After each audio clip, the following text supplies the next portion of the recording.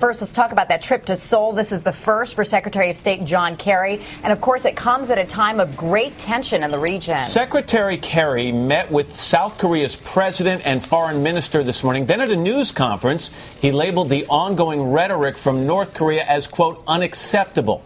Let's get right to NBC's chief foreign affairs correspondent, Andrea Mitchell. She is in Seoul. Andrea, good morning to you. Good morning, Matt. And that Pentagon assessment that you spoke of is the first assessment from an official source that North Korea might have a nuclear-armed missile that it could launch, but it has not been fully tested. Still, it raises the temperature just as Secretary Kerry is arriving here, seeking a diplomatic solution out of this crisis.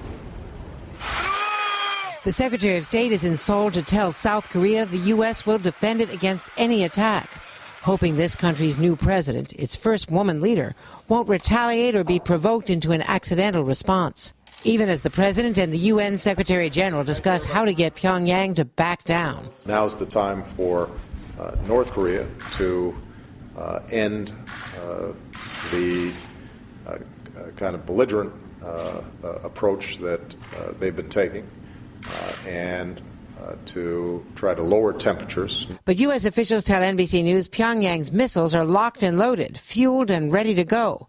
Likely not armed, but military intelligence, the Defense Intelligence Agency, or DIA, has told Congress North Korea is probably capable of firing nuclear-armed missiles, if it wants to. General, would you agree with that assessment by DIA? I can't touch that one, because I'm not sure now. It hasn't been released. Some of it's classified, some of it's unclassified. Turns out the Pentagon mislabeled what it gave Congress. The alarming report was supposed to remain secret. That means North Korea's Kim Jong-un could possibly unleash the world's most powerful weapon. But would he? I think his primary objective is to consolidate, affirm his power. We are all united in the fact that North Korea will not be accepted as a nuclear power. Kerry said that President Obama has deliberately canceled some military exercises to try to lower the rhetoric. He said whether or not there is a diplomatic way out is now up to one person, Kim Jong-un. Matt? All right, Andrea Mitchell in Seoul, South Korea for us this morning. Andrea, thanks as always.